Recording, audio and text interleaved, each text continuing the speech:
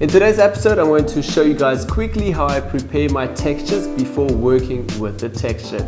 Alright, so let's get right away into it.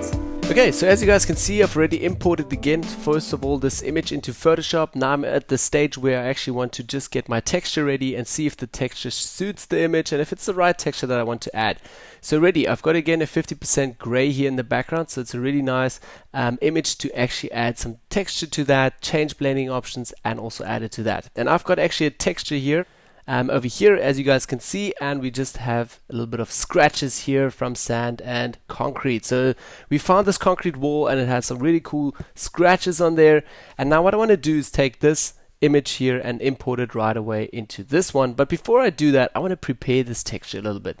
So again, first step that I will do is, obviously because it's horizontally and this image is vertical, I want to change this, first of all, this canvas. So again, I can either import it straight away, move it over and then rotate it, or over here I can basically just go to image size and directly rotate it as well. So do I want to rotate it clockwise or counterclockwise? I'm going to say counterclockwise for the start, to just have a look what it will, if it's nicer with the scratches at the top or at the bottom. And yes, I actually think to have these scratches here at the top might even look a little bit nicer. So what I'm going to do is not rotate it again. I'm just going to go to File once more, basically Edit. So I'm going to go to Transform over here, but it's still not visible, so I can't literally do that now. That is because our layer is obviously still locked. So I need to double click on here and just rename this again to Basic maybe, or I actually can rename it just to Texture. Great. Okay, now it's unlocked. Now I can go to Edit here and say transform, and we can just flip this horizontally. Alright, great. So now I'm pretty happy with this. Yeah, that's the way I want it to be.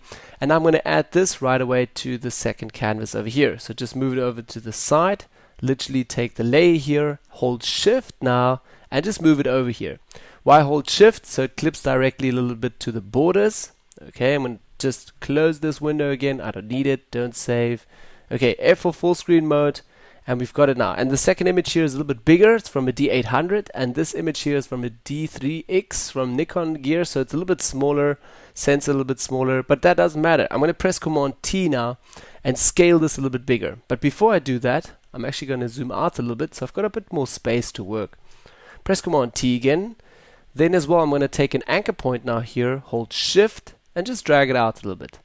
So it just gets nice and big. Okay, and I'm going to move it somewhere over here.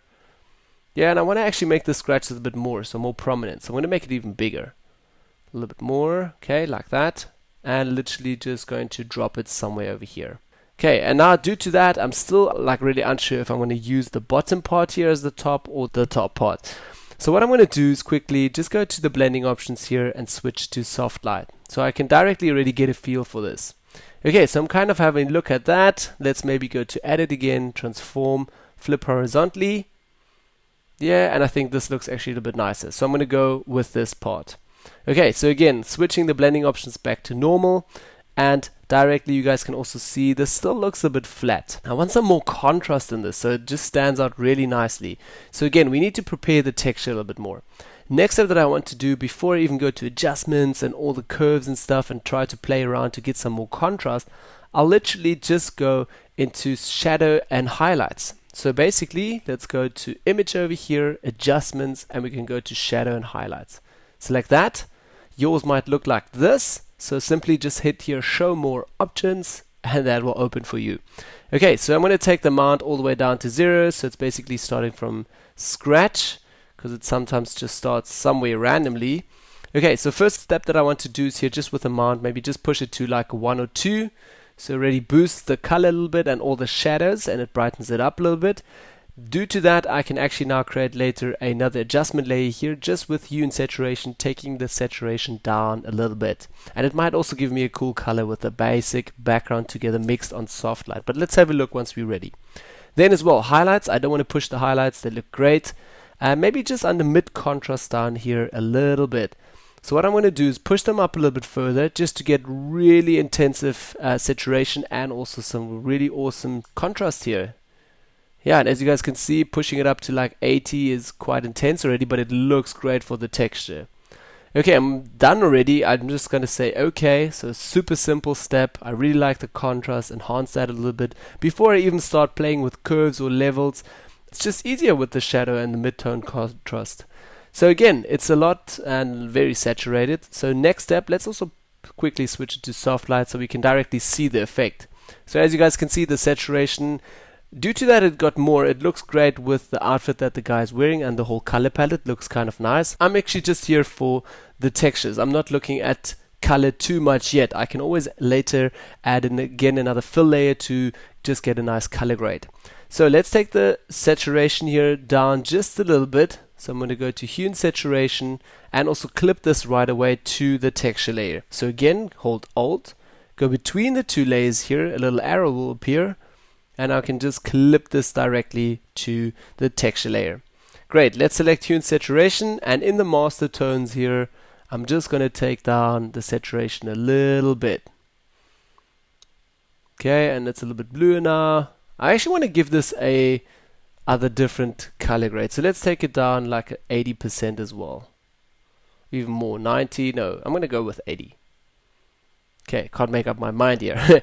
Alright, great. So then again, I have that right on top, and I'm really loving the texture now. I can still go back to texture again, zoom out a little bit, press Command T, and also scale this and make this even bigger if I want to. So again, hold Shift, make it a little bit bigger, and I can still move this around.